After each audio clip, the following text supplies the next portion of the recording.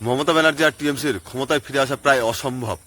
তার জন্য নতুন সরকার কি স্টেপ নিচ্ছে এই ভিডিওতে আমি টোটালটাই এক্সপ্লেন করব। দেখো, পশ্চিমবঙ্গে সবার প্রথমে শুভেন্দু অধিকারী মুখ্যমন্ত্রী হতে ডিটেক্ট, ডিলিট এবং ডিপোর্টের অ্যাকশন শুরু করে দিয়েছে। মানে যারা রোহিঙ্গা, যারা বাংলাদেশি পশ্চিমবঙ্গে থাকছে তাদেরকে ডিটেক্ট করো, তাদের নাম ভোটার লিস্ট থেকে ডিলিট করে দাও আর তাদেরকে ডিপোর্ট করে দাও। অবৈধ অনুপ্রবেশকারীদের ধরে সোজা বিএসএফে তুলে দেওয়া হচ্ছে। বর্ডারে কাঁটাতারে বেড়ার জন্য জমিও দিয়ে দেওয়া হয়েছে। আর অবৈধ অনুপ্রবেশকারীরা এতটাই ভয় পেয়েছে তারা নিজে থেকে বর্ডারের দিক পালাচ্ছে। এখন অমিত শাহর কথা হলো দেশের বর্ডার সুরক্ষিত রাখার জন্য ইস্টার্ন বর্ডার কনসেপ্ট নিয়ে আসছে এই সরকার। এখানে রাডার সিস্টেম আর ড্রোন সিভিলেন্স দিয়ে বর্ডারকে প্রোটেক্ট করা যাবে, যাতে অবৈধ অনুপ্রবেশকারীরা ঢুকতে না পারে আর আনন্যাচারাল ডেমোগ্রাফিক চেঞ্জেস যেন কোনো স্টেটে না আসে। এখন এইসব অ্যাকশনের মধ্যে একটা কথা মানতেই হবে, বাংলাদেশিরা আর দ্বিতীয়বার এই পশ্চিমবঙ্গে ঢুকতে পারবে না। এই জন্য মমতা ব্যানার্জি ও তার পার্টি টিএমসি তাসের ঘরের মধ্যে ভেঙে ভেঙে টুকরো টুকরো হয়েছে আর তার পার্টির মধ্যে সব লোক দৌড়াদৌড়ি শুরু করে দিয়েছে। এদিকে টিএমসির বড় বড় হাই ভোল্টেজ এমএলএ, এমপি, কাউন্সিলররা টিএমসি ছেড়ে এখন বিজেপিতে ধীরে ধীরে শিফট হয়ে যাচ্ছে।